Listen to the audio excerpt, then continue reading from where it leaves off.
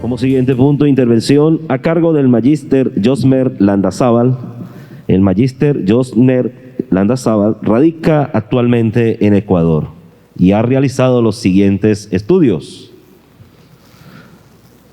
Magíster en Neuropsicología, diplomado en Pastoral Educativa de la Confederación Interamericana de Educación Católica. Vamos a darle entonces la bienvenida al Magíster Josmer Landazábal. A ver, buenos días con todos. Con el permiso de ustedes me voy a retirar la mascarilla y vamos a continuar con esta actividad y con estas ponencias que ustedes han tenido a bien. En primer lugar, yo quiero felicitarlos por abrir estos espacios para el diálogo sobre los proyectos educativos y cómo debemos llevarlos en las instituciones católicas, porque ya muchos de los temas de los cuales aparecerán acá ya se han encargado de aperturarlos el Padre y las palabras de la querida rectora. Entonces, nosotros vamos a hablar del arte de educar en las escuelas católicas, porque quien hace arte, pues evidentemente es un artista y ustedes ven allí cómo se hace en la imagen. Entonces, estos espacios favorecen enteramente la capacidad que tenemos para aperturarnos en las instituciones católicas sobre proyectos educativos, lo que llamamos el PEI, Proyecto Educativo Institucional, que parta desde la pastoral, ¿ok? Porque, como se dijo, es una institución católica. Entonces, vamos a ir avanzando para que veamos los objetivos. Partamos de una idea, y si ustedes algunos tienen para tomar nota, esto es algo de lo que estaré hablando durante todo el recorrido, sobre lo que está marcado de amarillo, el Pacto Educativo Global. ¿Alguno de ustedes sabe qué es el Pacto Educativo Global? Damos por enterado que no. Entonces hoy vamos a trabajar sobre eso, sobre definir qué es el Pacto Educativo Global como una propuesta de transformación integral de la educación, y en la cual vamos a estar involucrados todos nosotros, como docentes, las familias y los demás. ¿Hacia dónde vamos? En el destacar, que destacamos el impacto del Pacto Educativo Global en el arte de enseñar como una aldea educativa. Ya veremos lo que es una aldea educativa como tal.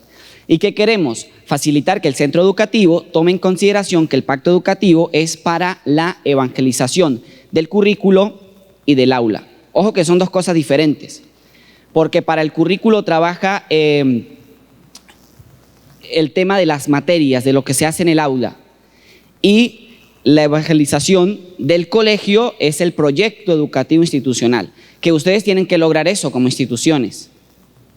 Esa es una tarea que tenemos como educadores, lograr un proyecto educativo. ¿Por qué? Porque si trabajamos el currículo ustedes bien lo trabajan desde indicadores y desde destrezas, ¿verdad?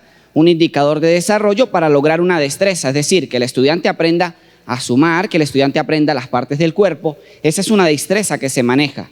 Y la destreza va precedida o quiere perseguir los estándares de calidad. Ustedes como educadores persiguen estándares de calidad. Es decir, que cada área de educación tiene que tener o debería tener estándares educativos. Es decir, ¿qué quiere lograr en grado 1, en grado 2 y en grado 3? Por ejemplo, yo quiero lograr que el estudiante, a partir de que conozca las partes del cuerpo humano, conozca cómo el ser humano se tiene que desarrollar en la sociedad. ¿Y para qué? Porque el estándar responde al para qué debe desarrollar esa habilidad. Entonces tenemos un indicador que el estudiante tiene que aprender las partes del cuerpo humano, la destreza que es aprender las partes del cuerpo humano, y el estándar de calidad es para qué le va a servir el aprendizaje, ejemplo, las partes del cuerpo humano. Eso es evangelización del currículo. Es decir, que usted como educador católico, si usted da inglés, matemática, biología, ciencias sociales o ciencias naturales, usted debe lograr evangelizar su propio currículo. Porque no sé si funciona, pero el currículo es flexible, ¿no? No es como que la dirección le dice, usted tiene que dar las clases de esta manera y en este tiempo lograr los objetivos de esta manera. No, se le presenta un contenido de programación y usted planifica, y esa planificación tiene que ser flexible, porque usted se enfrenta a 32 oportunidades de diferente capacidad de aprehensión, es decir, diferentes estudiantes, que perciben de diferente manera. Y usted no puede pasar sobre todos corriendo, porque para lograr los objetivos, pues entonces ahí estaría algo que no está haciendo bien. Entonces aquí me quedé en la evangelización del currículo. Pero vamos a definir, en primer lugar, ¿qué es el Pacto Educativo Global? Avancemos, por favor.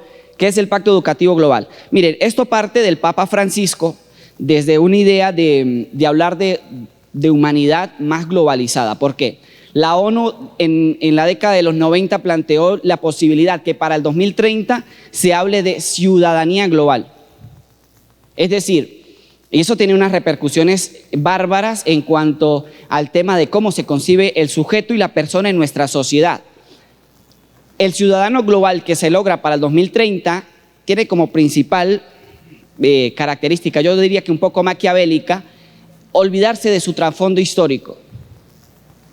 Es decir, separarlo de su historia, de lo que precede, y decirle que el sujeto es hijo de su propio tiempo.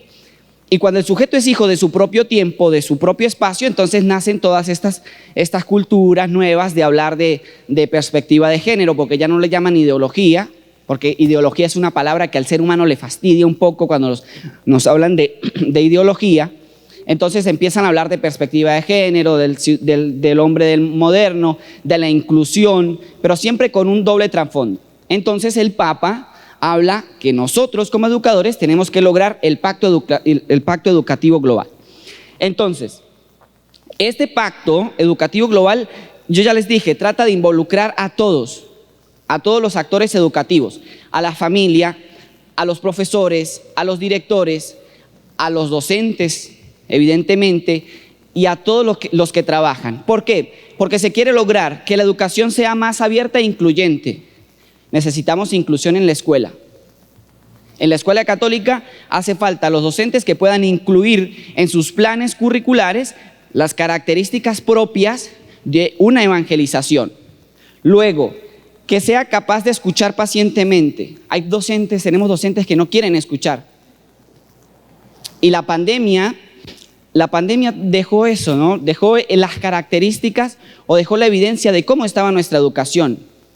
Anquilosada, evidentemente, en el modelo antiguo, y hay profesores que les cuesta todavía despegar un poco de ese modelo más tradicional, estricto, donde yo voy a vaciar un contenido, pero resulta que ese contenido que usted ya trae preparado, los estudiantes ya lo pueden revisar en YouTube, o lo pueden navegar y saber lo que están diciendo, o lo que se les dice les puede servir o no les puede servir.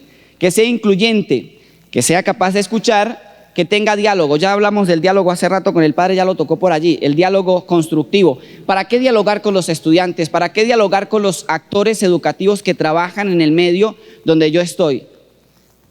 No puede ser que tengamos todavía nosotros coordinadores o presidentes o rectores que tengan un punto de vista lineal y que desde allí parta todo y no sea capaz de abrirse al diálogo de las nuevas propuestas creativas que se plantean.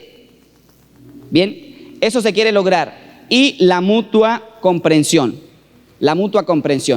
que seamos capaces de comprendernos unos con otros. Entonces, ¿por qué? Porque el mundo está globalizado, entonces se tiene que hablar de un pacto educativo global. ¿Viste? Pacto, es decir, que lleguemos a un consenso que sea educativo, porque tenemos que ser educacionales, y que sea global, que involucre a todos a nivel mundial. Avancemos, por favor. Entonces, aquí es donde yo me quiero detener. ¿Por qué? Según el Papa y lo que plantea en el 2020, cuando lanza el Pacto Educativo Global, dice, haciendo alusión a un dicho, una frase de las comunidades africanas, que decía que para educar a un niño hace falta la cooperación de una aldea entera. Entonces, ¿qué es una aldea? En nuestros campos, aquí en nuestro Táchira, nuestros campos, se habla mucho de aldeas, ¿ven? Entonces en la aldea todos trabajan para algo, que si el sistema de riego, que si los que cultivan, los que limpian, el que tiene la tienda, el centro de salud, la escuelita donde van los niños. Entonces esa aldea educativa tiene una característica esencial. ¿Cuál es esa característica? La cooperación. Pero en la aldea, sobre todo, tiene y deben existir artistas. ¿Ven? Artistas. Lo que dijimos, por eso se llama el arte de educar en la escuela católica, artistas. Y un artista es aquel que es capaz de moldear y capaz de dar forma a algo que parece no tenerla.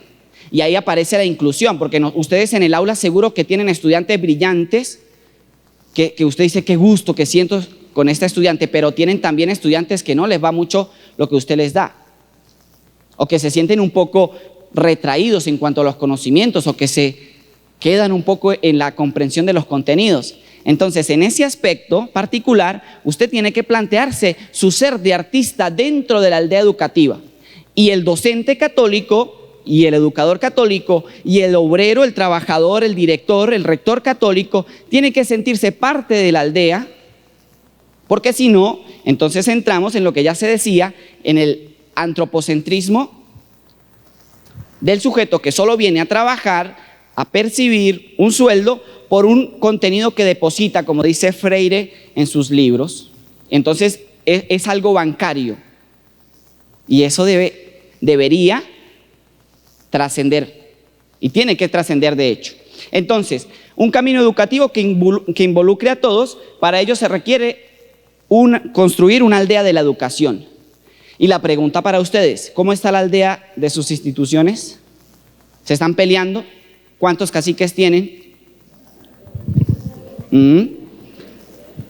¿Cuántos caciques tienen en su aldea?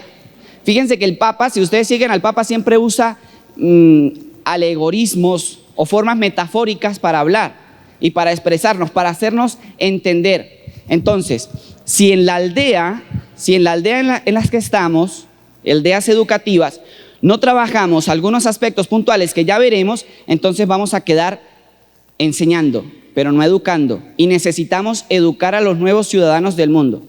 Miren, en el mes de junio, que se celebra el mes de que pegan las banderitas de arcoíris, mes, junio, julio, y colocan todo, yo en la institución, y yo ni siquiera soy docente de pastoral, ¿no? de religión, estoy con los estudiantes de tercero de investigación, y llego una mañana al aula de clases y tienen banderas de colores pegadas en todo el salón, de la perspectiva de género, del LGTBQHI, como sea que se llame.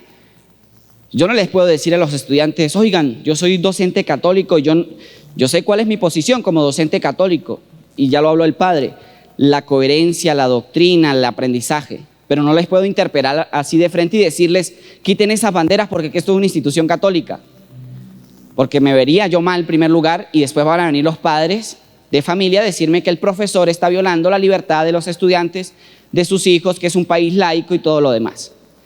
Entonces, ahí aparece la creatividad del docente.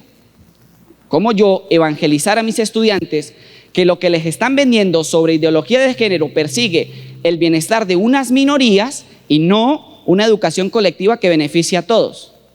Número uno, empecé diciéndoles, en ese caso, que vendernos la idea de ideología de género nos hacen pensar que quien habla en contra es decir, en este caso, que estamos en contra de las personas que tienen tendencias por el mismo sexo, es decir, homosexuales, y eso es falso, ¿ok? Porque eso es otro tema aparte. Con los otros estudiantes de otro salón, estábamos viendo temas de deconstrucción filosófica con Derrida y Bátimo y demás. Entonces dije, en este aspecto hay que ingeniárselas para ayudar a los estudiantes a que ciertamente vean eso, pero lo vean con un ojo crítico. Fui donde la profesora de lenguaje, de lengua, y le dije, tenemos un debate que armar. Usted encárguese del debate y hagamos con estos chicos un debate sobre este tema. Me traje a los de segundo que están viendo filosofía y a los de tercero que están viendo investigación, y los senté y les dije, acá esta es la nota del examen final, vamos a hacer un debate sobre este tema, una mesa redonda. Nos trajimos a los de primero y a los de décimos como público para que escuche, y nosotros como mediadores colocamos a las partes en favor de lo que es las banderitas de arcoíris y demás, y después a los otros para que defendieran el punto de vista. Y lo grabamos por Facebook y lo transmitimos. ¿Ven? Las banderas se van a borrar, eso después viene el de limpieza y la saca y ya se las lleva. Pero lo que esos estudiantes llevan acá, eso no se los borra. Y a eso se llama evangelización del currículo. Eso por un lado, para incluir a los estudiantes. Lo que pasó en el debate, lo que no pasó, los estudiantes dialogaron, entraron en conversaciones Se los digo yo, como profesor, ellos me ven como una autoridad y van a decir, ese es mi enemigo. Me lo está diciendo porque es su conveniencia. Pero se los dice otra persona de su misma edad que maneje su mismo lenguaje, allí cambia la situación. Entonces, esa es una aldea educativa donde todos cooperamos. Y hay un término que ustedes tienen que anotar y que tienen que ir trabajando, que es interdisciplinariedad. ¿Ok? Interdisciplinariedad. Las disciplinas ya no son aisladas en un currículo educativo para una escuela católica. No puede concebirse de esa manera. Tiene que haber un diálogo, escucha fraterna, diálogo constructivo entre los puntos de las materias en cuanto se hace, planteando un proyecto educativo institucional. Miren, que las profesoras de la escuela planteen el Masterchef educativo, donde hacen un proyecto y hacen una demostración de saberes a partir del conocimiento que han adquirido los estudiantes, es más maravilloso porque los estudiantes están siendo capaces de manifestar lo que aprenden. Pero si los estudiantes, a partir del aprendizaje que hicieron, solo hicieron una cartelera y la pegaron en el salón sobre los valores, ese conocimiento no fue capaz de trascender hacia algo más allá. Eso es educación católica. Ahora, sigamos las diapositivas, por favor. Miren, ¿cómo se construye una aldea educativa? Coraje para construir una aldea educativa. Número 1, invertir las mejores energías con creatividad y responsabilidad. Ya hablamos de la creatividad. ¿Quién es capaz de ser creativo? El docente que se abre y que sabe que la educación va más allá de un hecho meramente puntual de enseñar. Y en esto hay que hacer énfasis porque puede que nuestros docentes católicos hayan perdido la esperanza de vida y entonces se les haya olvidado que ante todo son creativos. Creativos para lanzarse con proyectos, creativos para lanzarse con revistas, creativos para hacer de las planificaciones microcurriculares, esas que ustedes plantean para el aula, con un sentido de trascendencia, que va más allá, que persigue objetivos. Pero para eso, evidentemente, hay que venir y hay que hacer una reevaluación y una coevaluación a nivel pedagógico institucional para saber qué se está haciendo bien, qué no se está haciendo bien y hacia dónde tiene que proyectarse la institución. Las instituciones, hoy en día se habla de un marketing educativo. ¿Qué ofrecen las instituciones? A ver, porque si usted se sabe muy bien los contenidos de matemática, lo que tiene que dar, las planificaciones, pero si no hay un marketing, es decir, no hay una oferta educativa, ¿cómo usted ofrece la institución? Entonces, la institución tendría que ofrecer calidad porque sus docentes están preparados para eso. Pero si los docentes van por acá y la institución quiere perseguir este objetivo y no se adhieren a él, entonces la creatividad ya tiene una limitación y muy grande, por cierto. Y con responsabilidad, que el docente de educación física, que el docente de las áreas iniciales sea capaz de ser creativo. ¿Ven? De ser creativo en lo que plantea y en lo que hace. Este punto ya vamos a abordar sobre él, sobre lo que ustedes van a trabajar más adelante. Es el coraje de poner a la persona en el centro.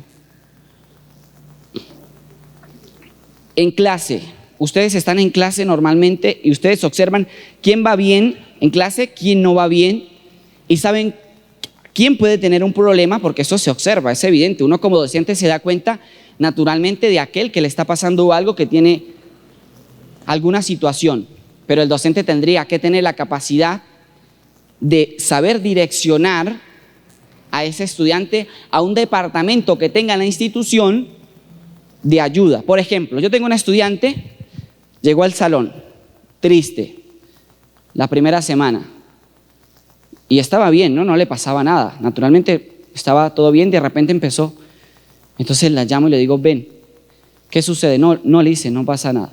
Bueno, sigue el cuento y la situación. Empezó a estar mal, después llegaba llorando a clase y demás. La llamo y le digo, ¿qué te pasa? ¿Qué te sucede? Entonces empezó a llorar y llorar y llorar. Fuimos a la oficina de atención del departamento de espiritualidad del colegio institucional y empezó a contarme. Resulta que tenía un perrito, se le murió la mascota y estaba pasando por un episodio de duelo y la familia le estaba diciendo que tenía que superarlo. Entonces, ¿cómo hacer para poder atender esas situaciones minúsculas, para poder tener a la estudiante que quiero que aprenda. Pero es que si no está bien emocionalmente no me va a responder. Y tenemos casos, por ejemplo, de violaciones, niños que vienen con maltrato infantil a la escuela, niños que vienen con maltrato, y aquí en nuestro país es evidente más grave, porque hay veces teníamos estudiantes que no comían, que venían sin comer, que venían con un cúmulo de situaciones emocionales graves. Entonces esas cosas tendrían que atenderse desde la institución católica. Pero ¿cómo se hace? Miren, colocar a la persona en el centro es que el colegio, primero que todo, parta de un punto de vista pastoral. El colegio no tendría que tener un centro de pastoral que sea quien auxilia a todas las áreas. ¿Cuántos docentes de pastoral tenemos? ¿Cuánto presupuesto se destina para la pastoral educativa? Es decir, para que la pastoral tenga un centro donde pueda gravitar y pueda auxiliar a las demás áreas. El padre hablaba de que los docentes sean capaces de hacer la oración de la mañana. Bueno, que sea capaz el centro de pastoral de ofrecer un subsidio litúrgico para que los docentes sepan cómo hacer una oración de la mañana. Que los docentes sepan si tienen alguna situación, pueden referir al centro de orientación educativa, pero también al centro de apoyo emocional de orientación. ¿Por qué? Porque nuestros estudiantes de esta generación son más frágiles y mucho más vulnerables. Y al ser frágiles y vulnerables necesitan del apoyo. No necesitan de un profesor que les diga, ya, eso se le va a pasar. No se le pasa porque estas generaciones no piensan como las antiguas. No, evidentemente piensan más sobre la emoción y son mucho más sensibles, mucho más sensibles. Menos creyentes, pero mucho más sensibles. Les cuesta creer en un paradigma total. Les cuesta. Usted a un niño de hoy en día no le puede vender una idea a secas, una ideología, sobre todo cuando sabe que las ideologías le han traicionado tanto a ellos y a sus padres y a sus generaciones. Entonces, tenemos dos ideas en el aire. Una, un proyecto educativo que plantee una educación integral y participativa. Y número dos, un centro de pastoral que funcione como centro de pastoral educativo. No como las clases de religión, eso es aparte, porque una parte del colegio es la educación religiosa escolar y otra parte es el centro educativo institucional de pastoral. Miren, nosotros allá, por ejemplo, yo hablo porque yo en este momento estoy trabajando en instituciones educativas en Ecuador. ¿Qué hacen las instituciones educativas? Como una oferta de marketing, colocan acompañamiento emocional y espiritual en sus páginas web para buscar estudiantes porque necesitan, evidentemente. Acompañamiento emocional y espiritual, o sea, ofrecen biblioteca, idiomas, todo lo que ofrecen, pero también ofrecen emocional y espiritual. Y en las instituciones tienen psicólogos educativos o psicólogos clínicos y también tienen personas que sean especializadas en espiritualidad y a nivel emocional. ¿Por qué? Porque los papás no quieren salir, aparte de pagar el colegio, tienen también que cancelar pensiones para situaciones de ansiedad o de depresión que se ha aumentado con la pandemia. No quieren, entonces las instituciones les ofrecen eso. Es un marketing para la venta del colegio como una oferta educativa, pero para la ayuda de los estudiantes. Entonces, ¿qué hacen? El Departamento de Consejería Estudiantil, o lo que se llama orientación educativa, resecta los perfiles de los estudiantes y decide cuáles van al departamento de pastoral, para que desde pastoral se le haga un acompañamiento educativo, pastoral y espiritual. Eso es inclusión y colocar a la persona en el centro. Fíjense que yo no he hablado hasta ahora de cómo usted tiene que enseñar, porque eso evidentemente forma parte de la destreza de cada uno de los docentes. Pero cómo deberían colocarse la persona en el centro. Y número 3, el tema del servicio a la comunidad. No es posible que creemos estudiantes y que tengamos estudiantes en nuestras instituciones que todavía estén lanzando papeles en la institución. Y el pacto educativo global, ¿dónde queda? El tema de construir a la persona, de formar a la persona, del respeto por la naturaleza. Avancemos, por favor. Miren, invitan a las familias, a las comunidades, a las escuelas, a todos los que forman parte de la educación, porque todos forman parte de la educación, a los artistas y a los operadores a firmar un pacto educativo comprometiéndose con estas 7 vías. Ahorita vamos a ir sobre las 7 vías que son los 7 principios en los cuales está basado el Pacto Educativo Global. Entonces, hasta ahora, lo que hemos venido capitulando en este momento de ponencia es hablar sobre el papel que juega el educador y la escuela católica en la formación de la sociedad como tal, del centro y de lo que nace. Ya lo decía el padre hace rato, ¿cómo nosotros podemos pensar que nuestras instituciones católicas, universitarias o colegios estén formando, por ejemplo, a los políticos que nos roban? O a los que van a desarrollar políticas tributarias, que van a cobrar impuestos, que van a salir del bolsillo de sus papás. Y hay que enseñárselos a los estudiantes, así en el salón de clase, por ejemplo. Yo les digo, a ver, esto de acá, eso me hace pensar en un ejemplo que quería contarles. Al inicio del año tengo 32 sentados ahí frente a mí viéndome y les digo, yo les voy a cobrar impuestos a ustedes. Cada que se porte mal le cobro 10 centavos de dólar. El que comete una falta, el que se saque la franela, el que traiga las medias de otro color, el que me raye un pupitre, etcétera. El que se vaya equivocando, le cobro un impuesto de 10 centavos de dólar en el aula y coloco una alcancía transparente para que se pueda ver lo que depositamos. Adivinen cuánto recogí el primer mes.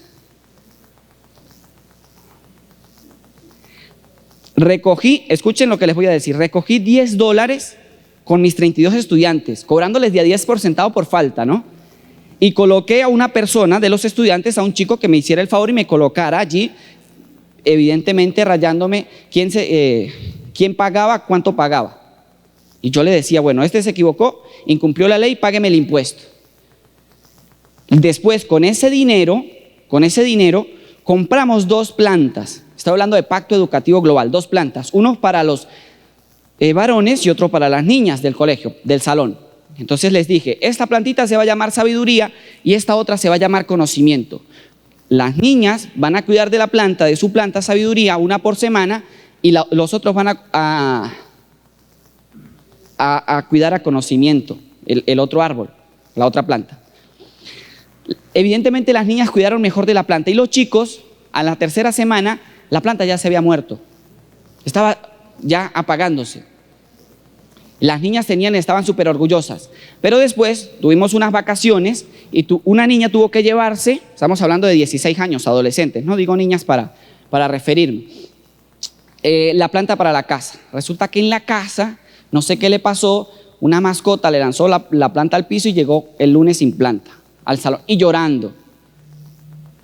Entonces, esas cosas que yo les coloco como ejemplos es trascender la educación un paso más allá de enseñarles en un aula con adolescentes, porque usted, vuelve y les repito, si les va a los estudiantes de frente con un contenido evangelizador, miren, esto es así por esto y por esto, no se lo compran, porque ellos se sienten atacados y sienten que usted es el enemigo.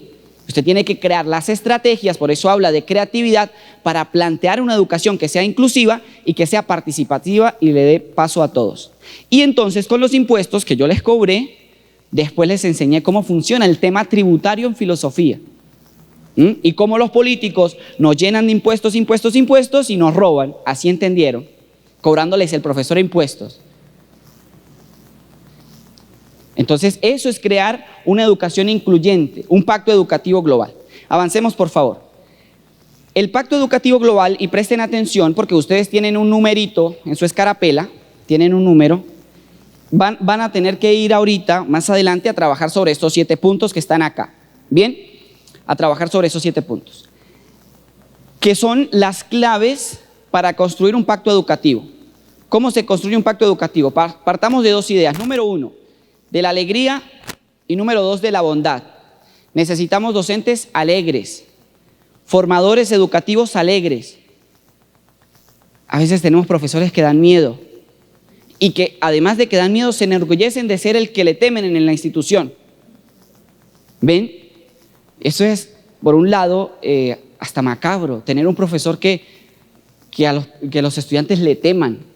Pero no le temen porque le temen porque me amenaza con notas. Si no aprendo al principio, no tiene la bondad y la participación de volverme a dar otra explicación para que yo pueda aprender. Esa es la primera, la bondad. Y la siguiente, la alegría. Un profesor alegre, bondadoso, que se entrega, que hace participar a sus estudiantes, que ve esperanza donde otros no ven esperanza. Miren, los padres de familia traen a los chicos para estas instituciones católicas porque creen confiadamente que la educación católica tiene un plus adicional de la que puede encontrar en la calle con una institución pública, por ejemplo, sin ánimos de comparar ni mucho menos. Están convencidos de que la educación católica les puede ofrecer algo más. ¿Y estamos ofreciendo ese algo más o no? Y el docente en el aula llega y a pesar de que tenga días pésimos, porque lo tenemos, hay un video muy genial en internet donde un profesor va cansado, pero cuando llega al aula sonríe y enseña con el corazón y sabe que lo que enseña va a formar el futuro de este país. Los padres allá afuera tienen esperanza y hacen un esfuerzo por pagar en medio de una situación caótica socialmente, pero traen a sus chicos para que usted les enseñe. ¿Y usted qué les puede enseñar? ¿Qué les puede ofrecer? El educador enseña desde el corazón. Educa desde el corazón, desde los libros, bien, eso tiene que aprenderlo, pero ya, por ejemplo, un tutorial de YouTube le puede enseñar a un chico a cómo programar, por ejemplo, un teléfono. Se los puede enseñar. O un tutorial de YouTube les puede enseñar cómo armar una maqueta sobre los planetas. Se los puede enseñar tranquilamente. El educador sigue siendo educador en el aula porque enseña transparencia de acto y de pensamiento. Y ahí hay una educación en bondad y en alegría. La pandemia nos dio eso. Estar en la pantalla de Zoom, tenía 35 en Zoom y les decía, bueno, mañana hagamos por Zoom el café de inicial. Y empezamos la clase tomando café y hacíamos cafés mientras nosotros dábamos clase por Zoom. Y algunos no querían ni mostrarse a la cámara porque estaban llenos de depresión y de ansiedad. Y todos esos factores de los 2 años de pandemia se han presentado en la institución católica. Ahora, estos son los 7 puntos que ustedes van a tener que trabajar más adelante, pero vamos a tratar de verlos uno por uno. El primero, a la persona en el centro. La persona, no es el estudiante. La persona. Esos muchachos son personas antes que ser estudiantes. Y están llenos de dificultades, problemas, todo lo que usted pueda saber, que usted es hijo, padre de familia, sabe lo que pasa con su hijo. ¿Cómo enfrentan los adolescentes, por ejemplo, el cambio de la niñez a su pubertad? Eso es un problema que se enfrentan en el aula, en la institución católica. Y que ellos vienen con esos problemas al aula, no es que se los quitan cuando ustedes los reciben en la institución. Y por eso es preciso que nos capacitemos y que asistamos a charlas, a formaciones, a foros que abundan en internet sobre la formación cristiana de un centro educativo pastoral y católico que sea capaz de colocar al ser humano en el centro, ¿ven? Al sujeto, y así tendrían que ser, por ejemplo, los rectores, saben que no son empleados, sino que ustedes antes de ser empleados de una institución son personas y deberían tratarse como tal, para que ustedes eso como docentes puedan llevarlo allá, al aula, y saber que tengo 30 y que son 30 oportunidades de aprendizaje. Cuando yo era pequeño, en la escuela, en el campo, decían los profesores, ustedes son el futuro del país, decían los profesores. Y el futuro del país nos llevaban al campo a sembrar árboles. Después vino otra forma de pensamiento que dio lugar abierto para que esos campos fueran tomados y la gente se fue y acabó con los árboles que la generación anterior, es decir, mi generación, había sembrado en ese bosque. Entonces, no solo acabaron con los árboles que sembramos, sino con las posibilidades de sueños de muchos de nosotros. ¿Ven? Y ustedes están forjando generaciones enteras. Hoy yo me doy cuenta que soy el futuro y ustedes son el futuro de este país, como educadores en el aula. Y un educador que sabe eso es capaz de colocar a la persona en el centro, al sujeto como principal actor de lo que aprende, pero de lo que se le educa ante todo. Bien, número 2, escuchar la voz de los niños y de los adolescentes. Les estoy explicando el qué hacer. Ustedes ahorita van a desarrollar más adelante otra actividad con esto. ¿Cómo escuchan a los niños y a los jóvenes ustedes? No para ser sus amigos, porque nosotros sabemos bien que no somos amigos de los estudiantes. Somos el profesor y ellos son los estudiantes y ellos tienen sus etapas con sus amigos y con el medio en que se desenvuelven y nosotros en el nuestro. Pero nosotros somos capaces de escuchar a los niños y adolescentes, porque vaya que tienen problemas y perdonen ustedes que sea incisivo, pero la institución tiene que ofrecer un centro de pastoral que sea capaz de escuchar a esos adolescentes. Y por ejemplo tenemos una matriz donde desarrollamos, fulanito presenta duelo por la pérdida de una mascota, cosas como esas. Fulanita fue violada por su padrastro desde que tenía 10. Fulanito tiene problemas de relación con sus compañeros. Por ejemplo, ¿qué plan tienen ustedes de contingencia para involucrar a los nuevos estudiantes? A los que vienen recién nuevos este año. Porque puede ser que alguno de esos niños no encaje en ese grupo en el cual va a ingresar y empiece a sufrir de bullying. Y hay que tener contingencia para después evitar los problemas. Pero eso también se puede hacer desde el departamento de pastoral. No desde la ERE, porque la ERE es la enseñanza, ya les dije, sino desde el Centro de Pastoral Educativa. Que le presente a usted, por ejemplo, mire profesor, este estudiante que está acá es nuevo, tiene este perfil, ojo con ese estudiante.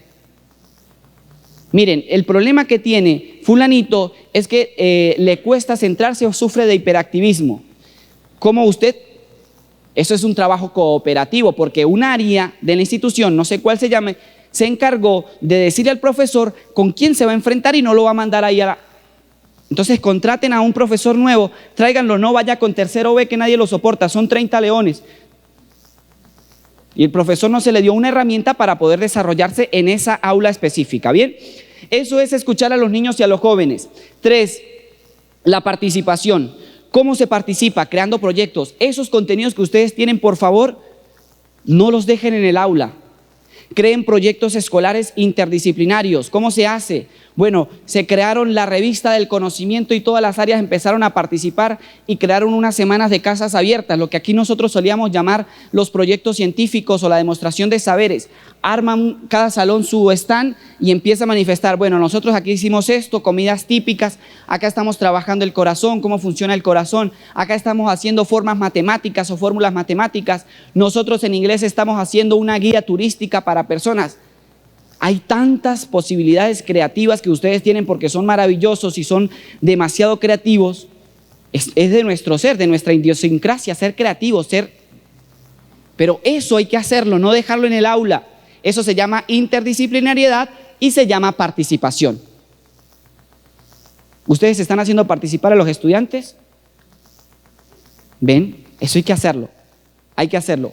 Bien, luego... 4, involucrar a las familias. Los problemas que ustedes tienen como familias están en todas partes de Latinoamérica. Hay padres y representantes que quieren ser dueños de colegio y representantes a la vez. Son los mismos. Sí, pasa en todos lados. Es que ¿por qué mi hijo, si mi hijo es santo? Esa semana pasada con estudios de caso, proyectos de investigación, uno de los estudiantes no aprobó su proyecto porque había hecho plagio. Entonces la mamá en reunión... La reúno con las autoridades, le digo, mire, este muchachito tiene que volver a repetir su trabajo porque hizo plagio. Y yo soy el tutor de la materia de investigación. Entonces me dice, pero es su culpa. ¿Mi culpa? ¿Porque él hizo plagio? Sí, es su culpa porque usted no le supo explicar bien. Y yo le expliqué evidentemente los procesos y cómo tenía que hacer las citaciones y todo lo demás. Pero los papás a sus hijos siempre van a tener la razón, ¿no? Eso pasa en todos lados. Pero sin embargo, hace falta involucrarlos, ¿ya? Involucrar a las familias de alguna manera, crear un centro de familias que pueda cooperar con el colegio, educar y educarnos para acoger a los demás, a todos. Hay que hablar de acogida, hay que traerlos, escucharlos, decirles, bueno, creemos esto, el plan de participación, vamos a la montaña, hagamos una salida, sean ingeniosos y creativos, no por favor que se pasen las semanas y sea llegada a 7 de la mañana, salida a 12 de la tarde y esos niños con sus mochilas que les pesa, pero les puede pesar más lo que no se les está dando o incentivando a educar. Por favor, eso hay que hacerlo, acoger a todos. A todos hay que acogerlos, por favor. Luego comprometernos a estudiar para encontrar otras formas de economía. Eso habla sobre lo que decía el padre de la interculturalidad y del trabajo entre unos y otros. Y las diversas ramas del aprendizaje que se pueden abordar. Estudiantes ahora están pensando en ser youtubers o tiktokers o aprender a hacer gamers porque eso les va a tener más dinero que pasar 5 años en una universidad. Eso tienen que saberlo. Y eso se llama la apertura y la inclusión de otras ramas actuales que tienen que estar presentes en la institución. Vuelvo y les hago la pregunta, ¿qué ofrece la institución educativa? Hay que venderla como un marketing. Pero si no tiene docentes capacitados, cuesta mucho. Y más si tiene docentes que son reacios al cambio. Ojo con eso, ya lo tocaremos más adelante, el tema del cambio, de las posibilidades de cambiar. Y número 7, salvaguardar y cuidar nuestra casa común. Con esto termino. Con los estudiantes en el recreo dejaban los papeles todos lanzados en el suelo y que el señor de limpieza viniera y limpiara. Yo les dije en el salón, eso está mal, lancémonos un proyecto. Se llama Nuestra Casa, Nuestra Aldea. Y con todos los estudiantes del salón, son 30 porque seguro que ustedes tienen alguna tutoría de un salón a cargo, lanzamos el proyecto. Yo no me iba a parar a decirle a todos, tenemos por favor no botar papeles, porque no, les entra por aquí, les sale por la otra. Los estudiantes lanzamos una fuerte campaña para tratar de impedir que los estudiantes en el recreo dejaran desechos en el suelo y en el piso, donde fuera, en los jardines, en los patios. Y no se logró totalmente todo porque es un proceso de construcción, pero se empezó a ver una mejoría en cuanto al cuidado de la casa común y por ahí comienza. No puede ser que para todo estemos imprimiendo todo el material. Eso cuesta al planeta, le cuesta mucho, le cuesta. Hay que tratar de hacer un proceso de reciclaje y de cuidado de la casa común, porque si ustedes no se han dado cuenta, está bastante enfermita.